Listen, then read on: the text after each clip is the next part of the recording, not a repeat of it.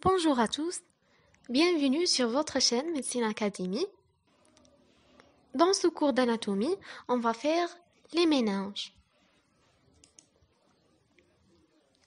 On va commencer par le plan de ce cours. On va voir une introduction,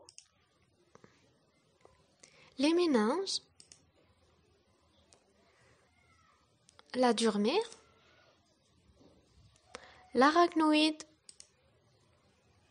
l'apimère,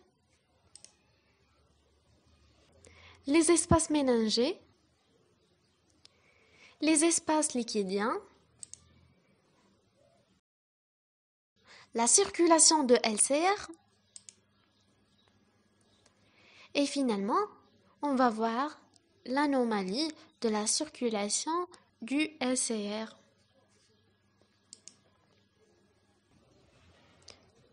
Pour l'introduction, organes extrêmement vulnérables, l'encéphale et la moelle épinière sont entourés par plusieurs éléments qui les protègent contre les traumatismes physiques et thermiques. Ils sont de la superficie à la profondeur. L'enveloppe osseuse ou la boîte osseuse. Ensuite, les enveloppes fibreuses ou les méninges. Puis, l'enveloppe liquidienne ou liquide céphalo-rachidien. Les méninges, on a deux conceptions, la conception classique et la conception actuelle. On va commencer par la conception classique. On a trois méninges, se disposent de dehors en dedans.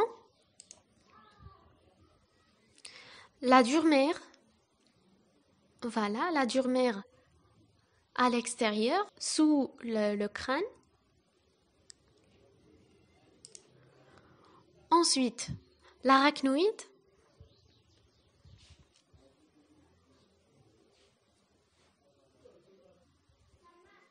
Cette partie-là. Et finalement, l'apimère ici. Et la conception actuelle admet l'existence de deux méninges.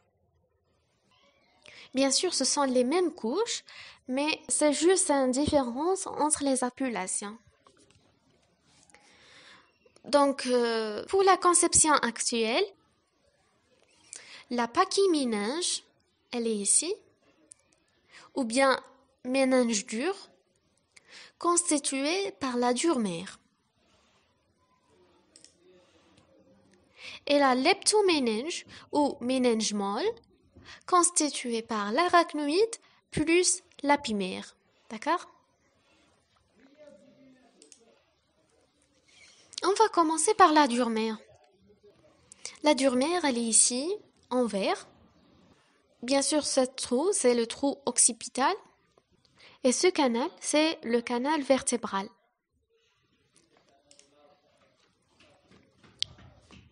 Donc la dure-mère, c'est une membrane dure et résistante, appliquée à la face interne des cavités osseuses. Elle joue un rôle de soutien et de protection. Sépare les parois osseuses par l'espace extradural ou péridural, c'est-à-dire l'espace entre l'os et la dure-mère, s'appelle l'espace extradural ou bien l'espace péridural.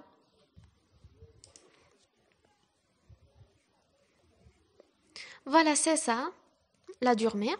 Dans ce schéma, elle est plus claire.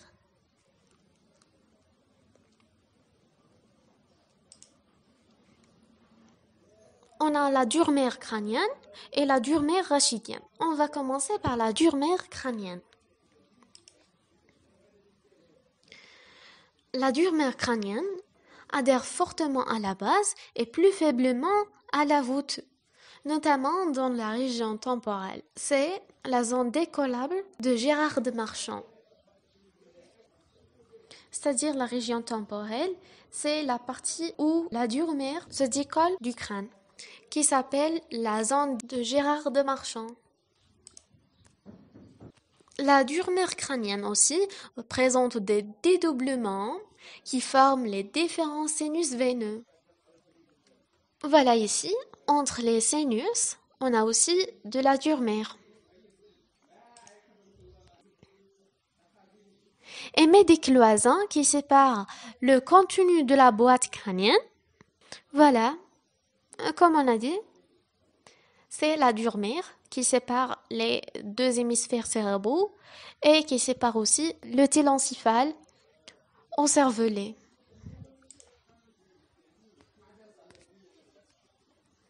Premièrement, on a la foule de cerveau. Elle est ici. Voilà.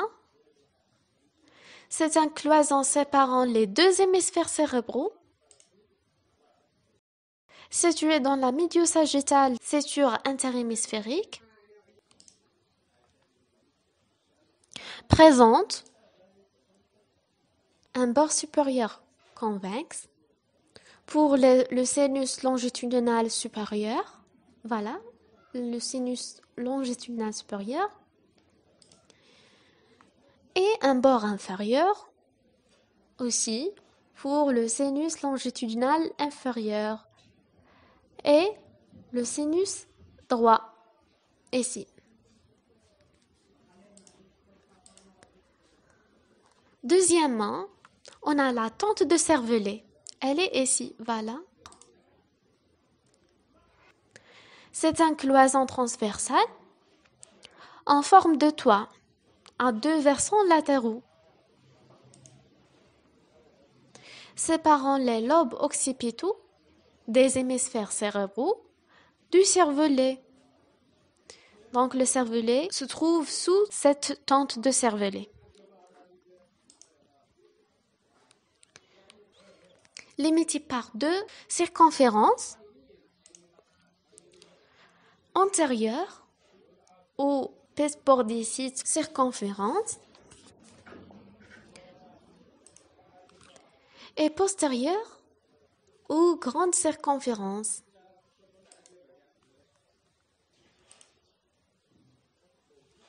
Troisièmement, on a la foule de cervelet. Elle est ici, voilà.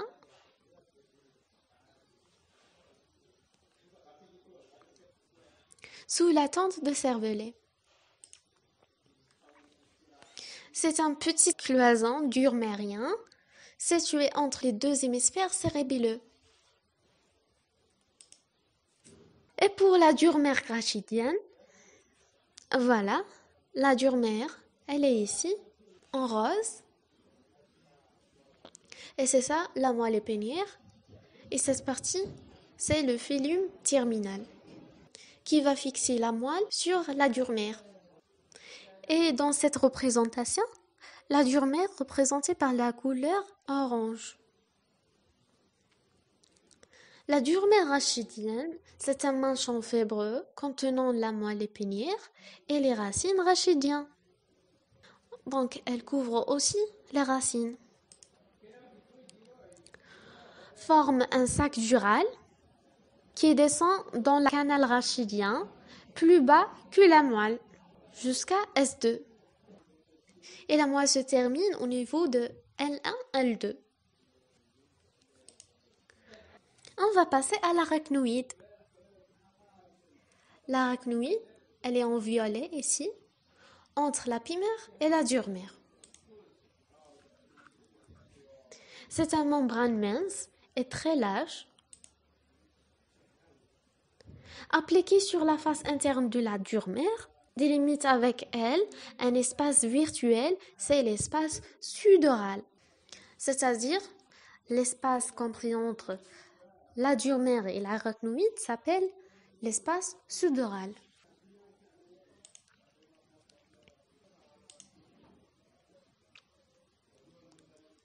L'arachnoïde, elle est au contact des sinus veineux.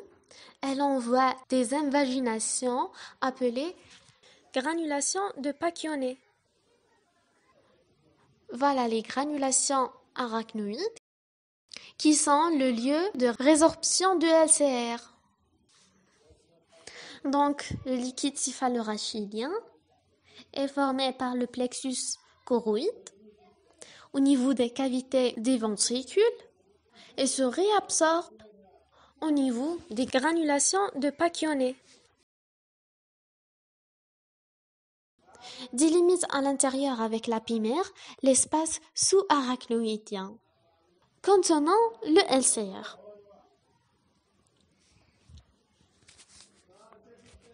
Voilà, entre l'arachnoïde et l'apimère, on a l'espace sous-arachnoïdien où circule le liquide céphalorachidien. Maintenant, on va passer à l'apimère. L'apimère est une membrane très fine, se mêlant étroitement sur le névrax. Donc l'apimère, ça colle intimement sur le névrax.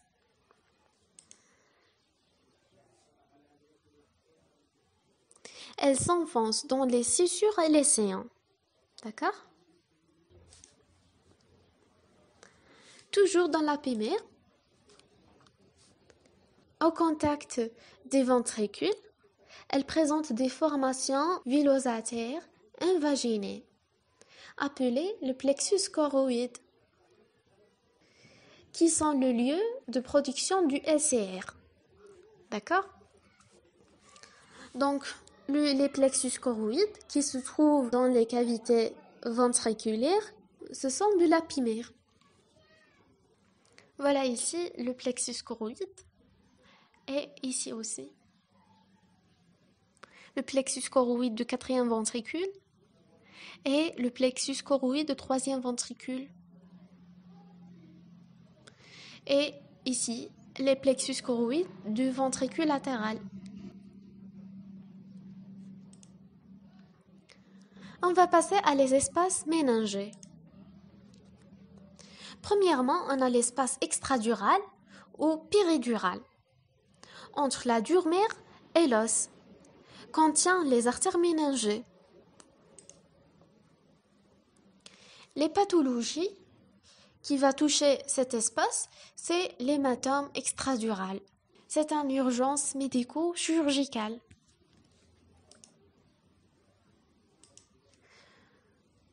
Le deuxième espace, c'est l'espace sous-dural, entre la dure-mère et l'arachnoïde. Contient les veines cérébrales.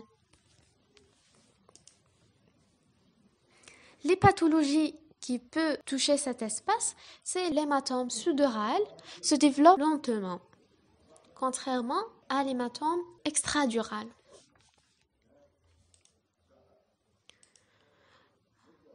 Troisièmement, l'espace sous-arachnoïdien, c'est entre l'arachnoïde et l'apimère, où circule le LCR.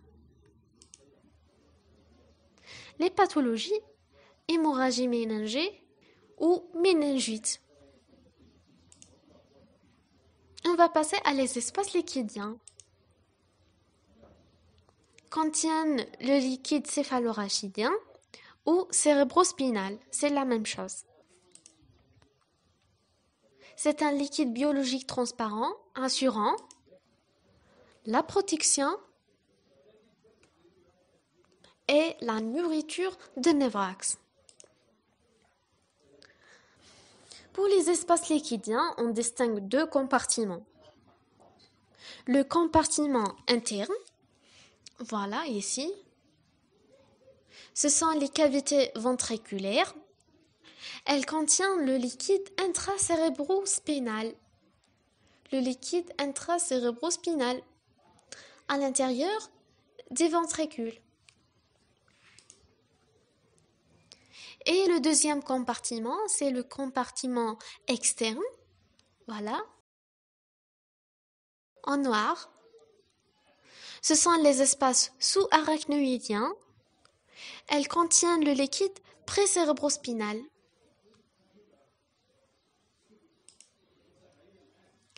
Et pour les cavités ventriculaires,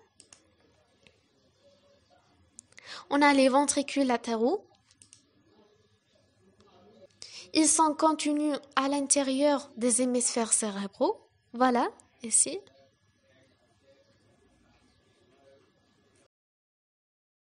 Les deux ventricules latéraux. À l'intérieur des hémisphères cérébraux. Ils communiquent avec la troisième ventricule. Voilà, ici, c'est la troisième ventricule. Elle est là. Communique avec la troisième ventricule par le trou de Monroe. Le trou de Monroe. Deuxièmement, on a le ventricule médian ou bien la troisième ventricule. Elle est ici. C'est un espace central de diencéphale relié au quatrième ventricule par l'aqueduc du Cælvus. Voilà, ici, c'est l'aqueduc de Cælvus qui va relier la troisième ventricule au quatrième ventricule. Finalement, on a le quatrième ventricule. Il est creusé dans le tronc cérébral. Sa paroi postérieure présente 3 orifices qui le font communiquer avec les espaces sous-arachnoïdiens.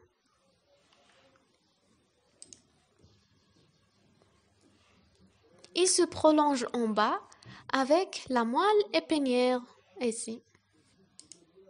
Les espaces sous-arachnoïdiens, les espaces priencéphaliques, se continuent avec les espaces prémédulaires étendus jusqu'à S2. Donc les espaces internes et externes sont aussi au contact. À un certain endroit, ils sont élargis pour former ainsi des citernes ou conflux. Voilà par exemple, cette partie-là s'appelle la citerne quadrijumelle. Et ici aussi, on a la citerne chiasmatique. Et ici, le citerne cérébelleux médulaire postérieur. Et voilà le citerne prépontique. Donc le névrax baigne entièrement dans ce liquide. La circulation de LCR, on distingue 4 étapes. La première étape, c'est la production de LCR. Elle a lieu au niveau des plexus choroïdes des ventricules à partir de plasma artériel. Deuxièmement, circulation dans les cavités épendymères. Elle se fait des ventricules latéraux au troisième ventricule, puis au quatrième ventricule, permettant la sortie de LCR vers les espaces sous-arachnoïdiens à travers les trous du quatrième ventricule.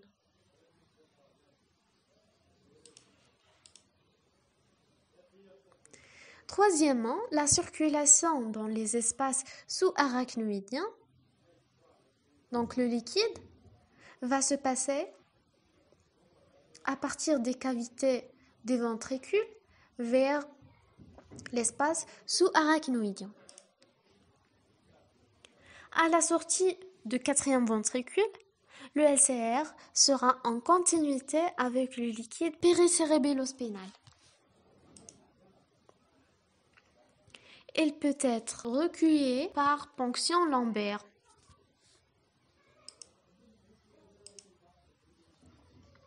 La quatrième étape, c'est la résorption.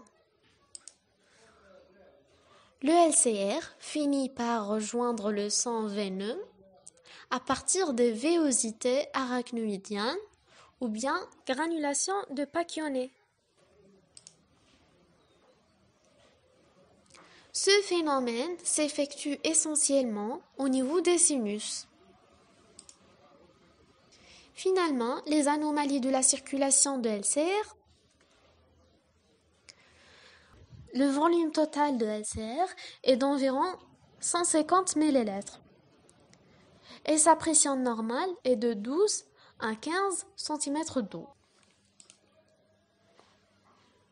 Un obstacle pathologique peut engendrer une accumulation de LCR, dont la conséquence est une hypertension intracrânienne par hydrocéphalie.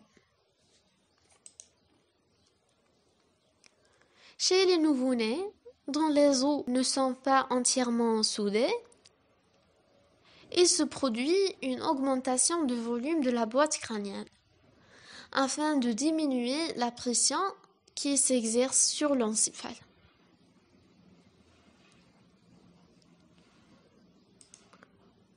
Voilà par exemple l'hypertension intracrânienne qui va causer une augmentation de volume de la boîte crânienne. Et voilà, merci d'avoir regardé cette vidéo. Si vous voulez abonner à la chaîne pour avoir plus de cours, merci, à bientôt.